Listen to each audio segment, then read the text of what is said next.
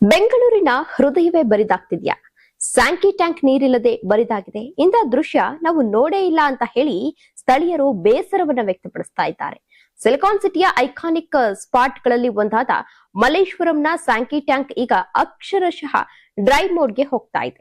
ಒಂದು ಕಾಲದಲ್ಲಿ full water, green view ಮತ್ತು ಈವ್ನಿಂಗ್ ವಾಕ್ಗಳಿಗೆ ಫೇವರಿಟ್ ಸ್ಪಾಟ್ ಆಗಿದ್ದ ಈ ಐತಿಹಾಸಿಕ ಕೆರೆ ಈಗ ದಿನೇ ದಿನೇ ಬರಿದಾಗ್ತಾ ಇದೆ. ನೀರಿನ ಪ್ರಮಾಣ ಕಡಿಮೆ ಆಗ್ತಾ ಇದೆ. ನಾವು ಹುಟ್ಟಿ ಬೆಳೆದ ಮಲ್ಲೇಶ್ವರಂನಲ್ಲಿ ಸ್ಯಾಂಕಿ ಟ್ಯಾಂಕ್ ಇಷ್ಟು ಖಾಲಿ ಆಗಿರೋದನ್ನೇ ನೋಡಿಲ್ಲ.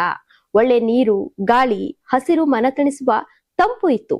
ಇಲ್ಲಿಗೆ ಬಂದ್ರೆ ಮನಶಾಂತಿ ದೊರಕ್ತಾ ಇತ್ತು. ಈಗ ಇದೇ ಮೊದಲ ಬಾರಿಗೆ ಸ್ಯಾಂಕಿ ನಮ್ಮ ಕಣ್ಣಲ್ಲಿ ನೀರು ತರಿಸುವಂತೆ ಬರಿದಾಗ್ತಾ ಇದೆ ಅಂತ ನಿವಾಸಿಗಳು ಬೇಸರವನ್ನ ವ್ಯಕ್ತಪಡಿಸ್ತಾ ಇದ್ದಾರೆ. ಸಾಮಾನ್ಯವಾಗಿ ಸಮ್ಮರ್ ನಲ್ಲಿ ನೀರು ಕಡಿಮೆ ಆಗೋದು ಕಾಮನ್. ಆದ್ರೆ ಈ ಬಾರಿ ಸ್ಯಾಂಕಿ ಟ್ಯಾಂಕ್ ನ ಸ್ಥಿತಿ ನೋಡಿ ತಜ್ಞರು ಕೂಡ ಶಾಕ್ ಹಾಕಿದ್ದಾರೆ.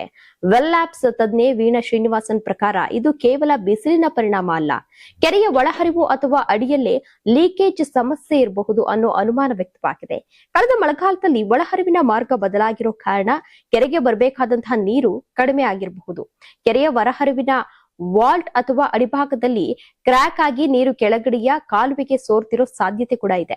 ಮಲ್ಲೇಶ್ವರಂ ಭಾಗದಲ್ಲಿ ಅಂತರ್ಜಲ ಮಟ್ಟ ಕುಸಿದಿರೋದು ಕೆರೆಯ ನೀರಿನ ಮಟ್ಟಕ್ಕೂ ದೊಡ್ಡ ಹೊಡೆತವನ್ನ ಕೊಟ್ಟಿರಬಹುದು. ಈ ಪರಿಸ್ಥಿತಿಯನ್ನ ಗಂಭೀರವಾಗ್ತಿರೋದನ್ನ ಗಮನಿಸಿದ ಸಿಟಿಜನ್ಸ್ ಫಾರ್ ಸ್ಯಾಂಕಿ ತಂಡ ಸರ್ಕಾರಕ್ಕೆ ಪತ್ರವನ್ನ ಬರೆದಿದೆ.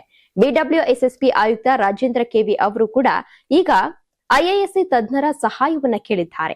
ಕೆರೆಯನ್ನ ಉಳಿಸೋಕೆ ಸುತ್ತಮುತ್ತಲಿನ ಓಪನ್ ವೆಲ್ಗಳ ಮ್ಯಾಪಿಂಗ್, ಒಳಹರಿವು ಪರಿಶೀಲನೆ ಮತ್ತು ಲೀಕೇಜ್ ಟೆಸ್ಟ್ ಮಾಡುವ ಪ್ಲಾನ್ ನಡೀತಾ ಇದೆ.